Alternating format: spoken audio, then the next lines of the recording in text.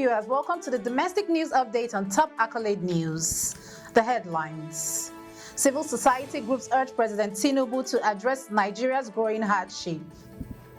Oyo governor calls for removal of Ondo rec ahead of gubernatorial elections.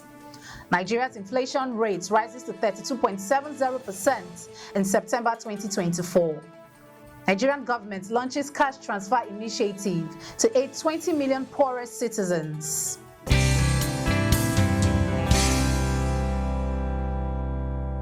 In politics, civil society groups urge President Tinubu to address Nigeria's growing hardship.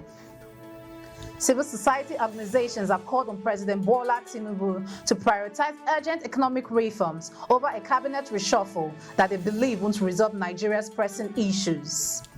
Leaders from various groups highlighted the dire situation in the petroleum sector, a depreciating naira, skyrocketing food prices, and rampant insecurity, stressing that these challenges require immediate action. The executive director of African Network for Environment and Economic Justice criticized the government handling of oil subsidy removal, asserting that the reshuffle will not tackle fundamental problems. ActionAid's country director echoed these sentiments, stating that mere changes in personnel won't address the deeper issues of policy inconsistencies and government impact. Civil society leaders emphasized the need for capable ministers who can effectively manage crises and urged the president to implement a transparent accountability system to measure ministerial performance. Still in politics, Oyo governor calls for removal of Ondo rec ahead of gubernatorial elections.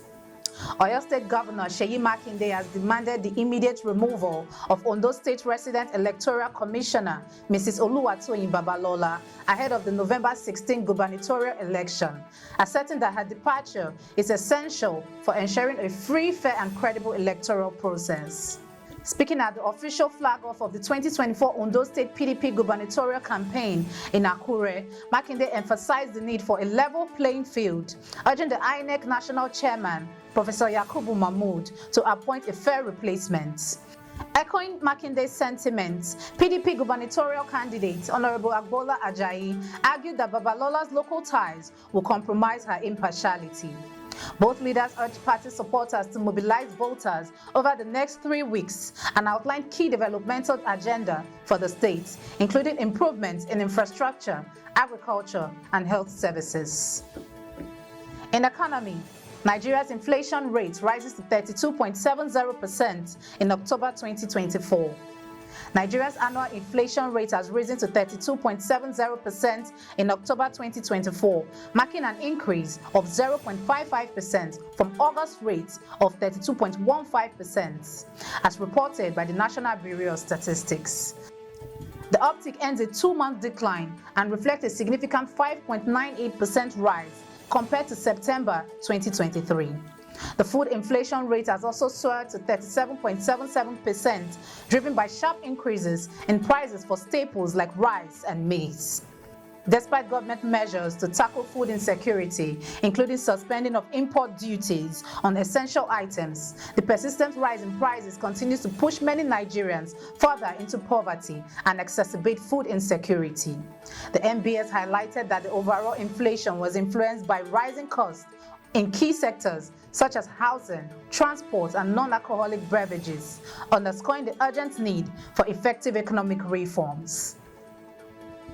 Still in economy, Nigerian government launches cash transfer initiative to aid 20 million poorest citizens.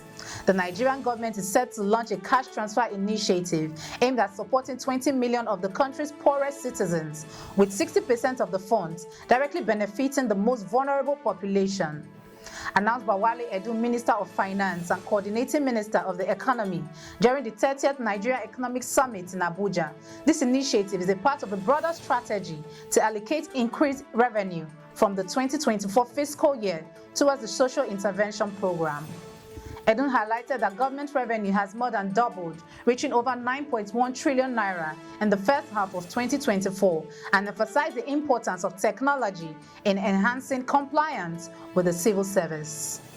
The initiative aimed to mitigate the impact of essential reforms on living costs while fostering growth in agriculture, manufacturing, and the oil sector, with the goal of making food more accessible and affordable for Nigerians. You are watching the domestic news update on Top Accolade News. Do stay with us. Still to come.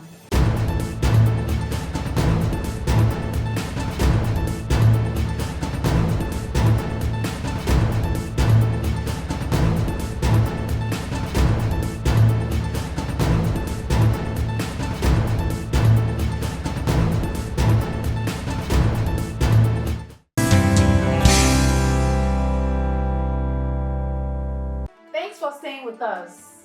In health, Lagos State launches massive vaccination drive for 18 million residents. The Lagos State government is gearing up to vaccinate an estimated 18 million residents against preventable diseases in non-polio supplemental immunization campaign starting this Saturday.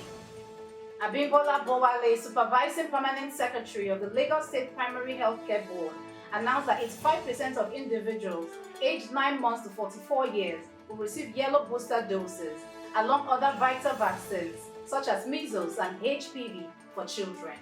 The initiative, conducted in partnership with UNICEF, aims to achieve herd immunity with a target of 95% coverage for measles and 80% for yellow fever vaccines. This campaign is critical in addressing recent outbreak of vaccine-preventable diseases, including measles and cholera, underscoring the importance of increasing routine immunizations across all 20 local government areas and 37 local council development areas in Lagos. In crime, 3 police officers dismissed and set to face court over murder of Kwara Polytechnic students.